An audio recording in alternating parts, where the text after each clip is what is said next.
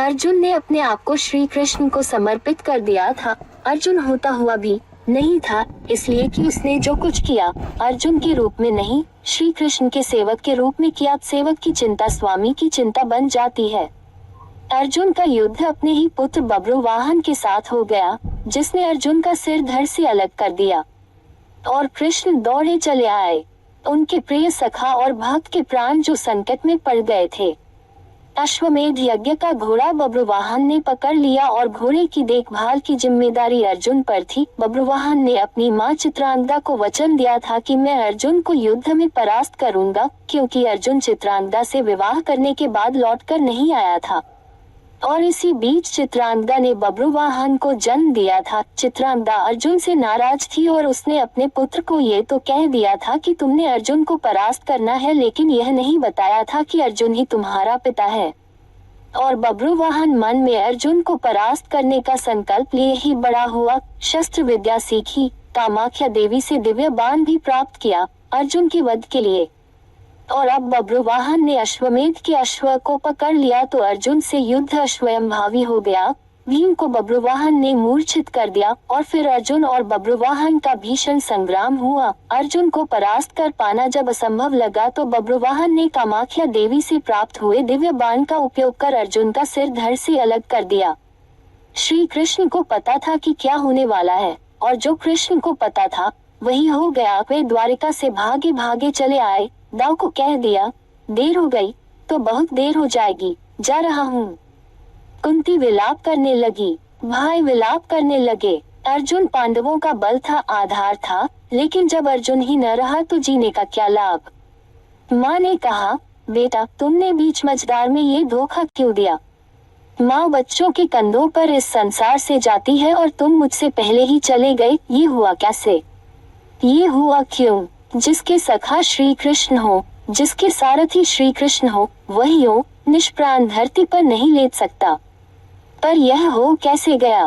देवी गंगा आई, कुंती को कहा, रोने से क्या फायदा, अर्जुन को उसके कर्म का फल मिला है।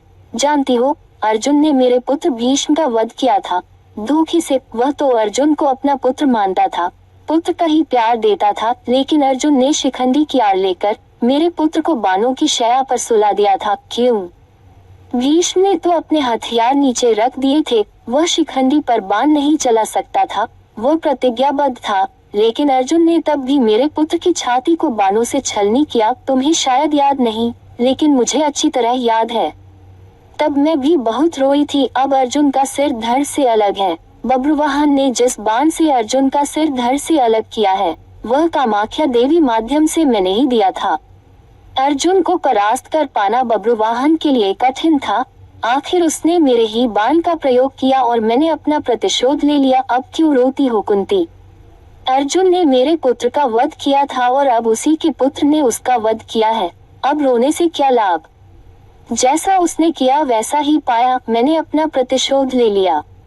और प्रतिशोध शब्द भगवान श्री कृष्ण ने सुन लिया, हैरान हुए। अर्जुन का सिर धड़ से अलग था और गंगा मैया भीष्म की मां अर्जुन का सिर धड़ से अलग किए जाने को अपने प्रतिशोध की पूर्ति बता रही हैं। श्री कृष्ण सहन नहीं कर सके।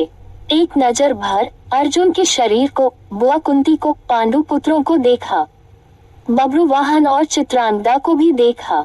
कहा, गंगा मैया आप किससे प्रतिशोध की बात कर रही हैं।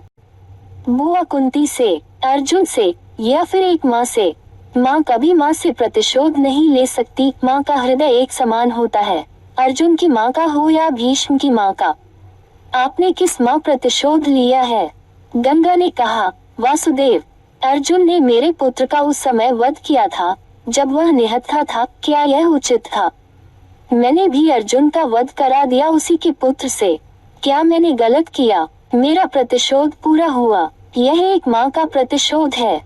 श्री कृष्ण ने समझाया, अर्जुन ने जिस स्थिति में भीष्म का वध किया वह स्थिति भी तो पितामह ने ही अर्जुन को बताई थी, क्योंकि पितामह युद्ध में होते तो अर्जुन की जीत असंभव थी और युद्ध से हटने का मार्ग स्वयं पितामह ने ही बताया था। लेकिन यहाँ तो स्थिति और है। अर्जुन ने तो बब्रुवाहन के प्रहारों को रोका ही है, स्वयं प्रहार तो नहीं किया, उसे काट तो नहीं। और यदि अर्जुन ये चाहता तो क्या ऐसा हो नहीं सकता था। अर्जुन ने तो आपका मान बढ़ाया है। कामाख्या देवी द्वारा दिए गए आपके ही बाण का प्रतिशोध लेकर आपने पितामह का, अपने पुत्र का भी भला नहीं किया। गंगा दुविधा में पड़ गई। श्री कृष्ण के तर्कों का उसके पास जवाब नहीं था। पूछा, क्या करना चाहिए? जो होना था सो हो गया, आप ही मार्ग सुझाएं। श्री कृष्ण ने कहा, आपकी प्रतिज्ञा पूरी हो गई, उपाय तो किया ही जा सकता है, कोई रास्ता तो होता ही है। जो प्रतिज्ञा आपने की वह पूरी हो गई। जो प्रतिज्ञा पूरी हो गई तो अब उसे वापस भी लिया जा सकता है। यदि आप चाहें तो क्या नहीं हो सकता? कोई रास्ता तो निकाला ही जा सकता है।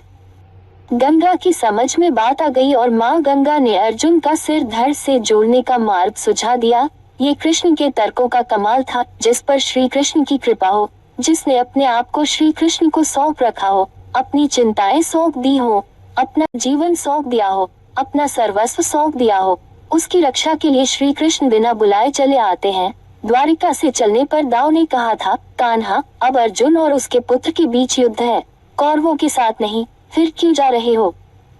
तो कृष्ण ने कहा था, दाव, अर्जुन को पता नहीं कि वह जिससे युद्ध कर रहा है वह उसका पुत्र है, इसलिए अनर्थ हो जाएगा और मैं अर्जुन को अकेला नहीं छोड़ सकता।